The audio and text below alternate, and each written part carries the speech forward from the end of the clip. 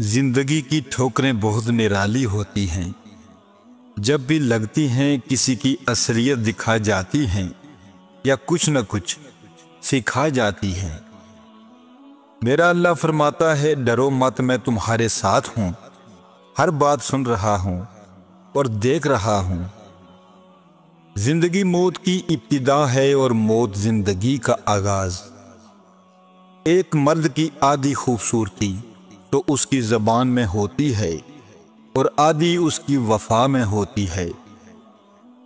صبر کی دو صورتیں ہیں، جو ناپسند ہوں اسے برداشت کرنا اور جو پسند ہوں اس کا انتظار کرنا۔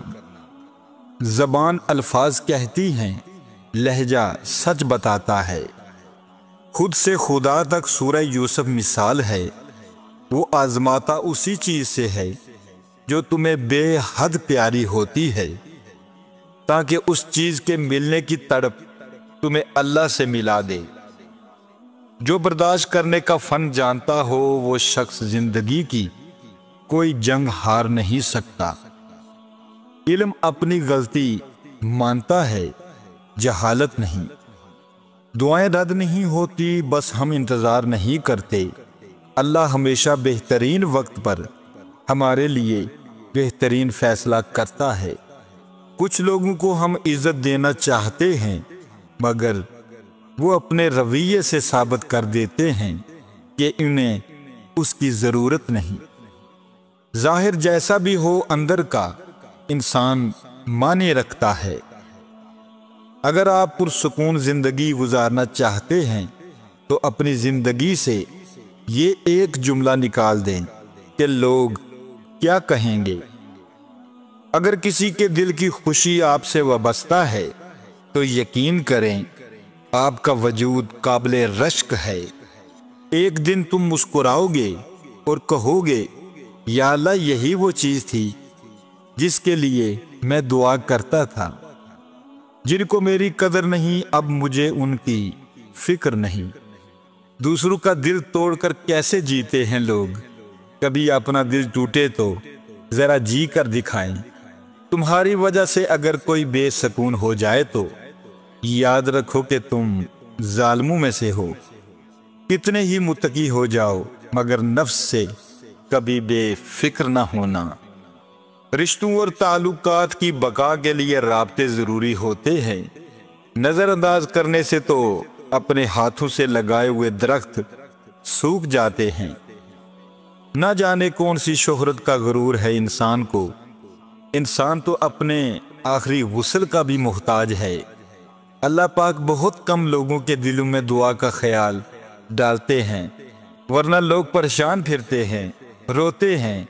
یقین رکھیں جس اللہ نے دعا کا خیال ڈالا ہے وہ قبول بھی کرے گا۔ خوش قسمت وہ نہیں جس کی قسمت اچھی ہو، بلکہ خوش قسمت وہ ہے جو اپنی قسمت پہ خوش ہو۔ ایک بار جب اللہ کی طرف سے نعم البدل آ جائے تو آپ بھول جائیں گے کہ آپ نے کیا کھویا ہے۔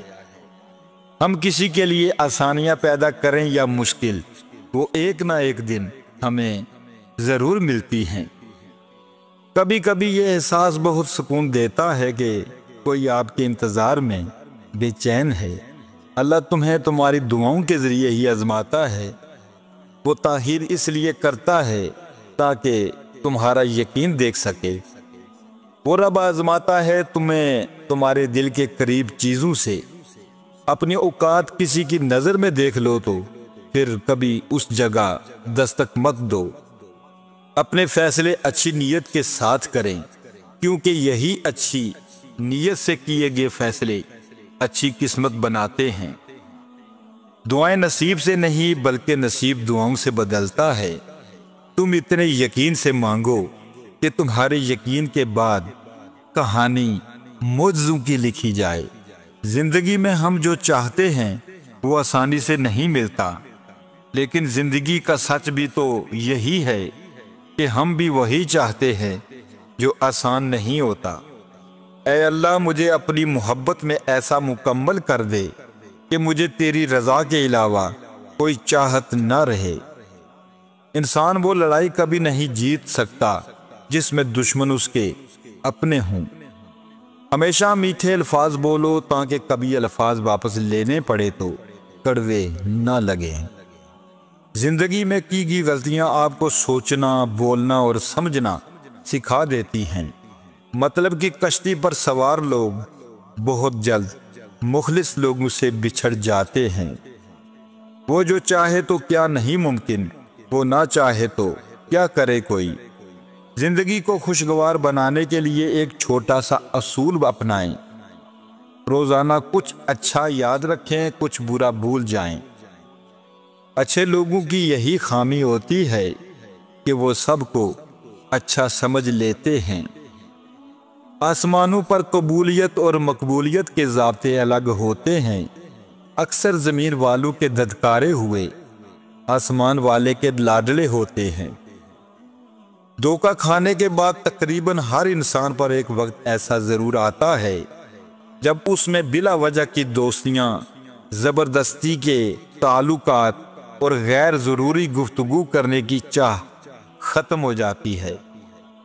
ہم نے اخلاق کے شیشے میں لہو پیش کیا، پھر بھی لوگ منافق تھے، منافق ہی رہے۔ اگر زندگی عارضی ہے تو مشکلات بھی مستقل نہیں۔ اپنے رب کی شکر گزاری کرتے رہو۔ جو مزہ بخش دینے میں ہے وہ بدلہ لینے میں نہیں۔ والدین اور درخت دونوں بوڑھے ہو جاتے ہیں لیکن ان کی چھاؤں ہمیشہ گنی رہتی ہے۔ خاموشی نامناسب سوالوں کا اور مسکراہٹ ہر حالات کا بہترین رد عمل ہے، بہترین جواب۔ معاملات اللہ کے سپرد کرنا ہی بہتر ہوتا ہے، کیونکہ ہم خود بھی اپنے ساتھ اتنے مخلص نہیں ہوتے جتنا اللہ ہمارے ساتھ ہوتا ہے۔ کسی کو دکھ دینا ایک قرض ہے جو آپ کو کسی اور کے ہاتھوں ملے گا۔ دکھ تو سب کی زندگی میں ہوتے ہیں، خوش تو بس وہ رہتے ہیں جن کے پاس یہ احساس ہو کہ رب ہے نا، سنبھال لے گا۔ کچھ لوگ اپنی اکڑ کی وجہ سے قیمتی رشتے کھو دیتے ہیں اور کچھ لوگ رشتے بچاتے بچاتے اپنی قدر کھو دیتے ہیں۔ میں نے اپنی قسمت کو اللہ پر چھوڑ دیا، اس لیے نہیں کہ اللہ بہتر کرے گا، بلکہ اس لیے کہ اللہ سے بہتر کوئی کر ہی نہیں سکتا۔ سنو، وہاں بیٹھ کر رونا بہت سکون دیتا ہے جہاں اللہ کے سوا دیکھنے والا کوئی نہ ہو۔ ہر ایک شخص پر لازم ہے کہ وہ تنہائی میں اپنے گناہوں کو یاد کر کے ان پر استغفار کرے۔ نماز اور قرآن سے تعلق بنا لیجئے، جوانی بار بار نہیں ملا کرتی، اور ہر یقین کے بعد منزل ان کی ہے۔ گناہ کے دوران موت نہ آنا اور گناہ کے بعد توبہ کی مہلت ملنا اللہ پاک کا بڑا احسان ہے۔ عقل کی خواہش پر فضیلت حاصل ہے، کیونکہ عقل زمانے کو تمہارے ہاتھوں میں دے دیتی ہے، جبکہ خواہشیں تمہیں زمانے کا غلام بنا دیتی ہیں۔ کوئی بھی غروب ہمیشہ کے لیے نہیں ہوتا اور کوئی طلوع بھی ہمیشہ کے لیے نہیں ہوتا۔ بہترین ہیں وہ لوگ جو زندگی کے عروج و زوال میں اپنے رب کی رضا پر شکر گزار رہتے ہیں۔ جب اللہ کا کرم ہو جاتا ہے، سالوں کی محنت کا پھل لمحوں میں ملنے لگ جاتا ہے۔ کوشش کے باوجود بھی ہم کچھ لوگوں کے لیے پتھر نہیں بن پاتے، مگر اس کوشش میں ہم ارد گرد کے باقی لوگوں سے بیزار ہو جاتے ہیں۔ گفتگو کیجئے مگر ذرا احتیاط کے ساتھ، لوگ مر بھی جاتے ہیں الفاظ کے ساتھ۔ اللہ کی عطاؤں پر الحمدللہ اور اپنی خطاؤں پر استغفر اللہ کہنا اللہ تعالیٰ کو بہت پسند ہے۔ کسی رشتے کو کتنی بھی محبت سے باندھا جائے، لیکن اگر عزت اور لحاظ چلا جائے تو محبت بھی چلی جاتی ہے۔ لوگ ہمیشہ اپنی مرضی کے مطابق سوچتے ہیں، اس لیے انہیں وضاحتیں دینے کا کوئی فائدہ نہیں۔ درگزر کیا کریں، یہ روح کے لیے بہترین صدقہ ہے۔ خاموش رہیں، امیدیں نہ لگائیں ورنہ خدشات بڑھ جائیں گے۔ بے سکونی رگوں میں اذیت بن کر ناچے گی۔ کبھی کسی کو اپنے جینے کی وجہ نہ بنائیں۔ زندگی خوبصورت لوگوں سے خوبصورت نہیں ہوتی، زندگی مخلص لوگوں سے خوبصورت ہوتی ہے۔ شیطان کی ماں کون اور بیوی کون؟ شیطان ان 7 طریقوں پر خوش ہوتا ہے۔ نمبر 1، اذان سن کر نماز کو نہ جانے والا میرا باپ ہے۔ نمبر 2، فضول خرچی کرنے والا میرا بھائی ہے۔ نمبر 3، امام سے پہلے رکوع سجدہ کرنے والا میرا بیٹا ہے۔ نمبر 4، مہمان کے آنے پر منہ چڑھانے والی میری ماں ہے۔ نمبر 5، سر پر 2 پٹا نہ کرنے والی میری بیوی ہے۔ نمبر 6، بسم اللہ کے بغیر کھانا کھانے والا میری اولاد ہے۔ نمبر 7، جو یہ باتیں کسی کو بتائے وہ میرا دشمن ہے، اور جو نہ بتائے وہ میرا دوست ہے۔